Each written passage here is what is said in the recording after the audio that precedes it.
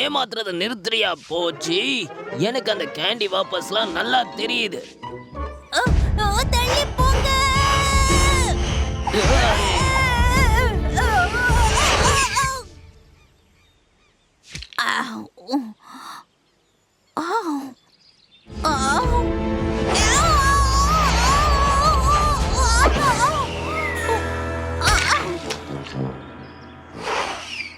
அது ஒன்னும் நான் நினைச்ச மாதிரி பறக்க மாட்டேங்குது.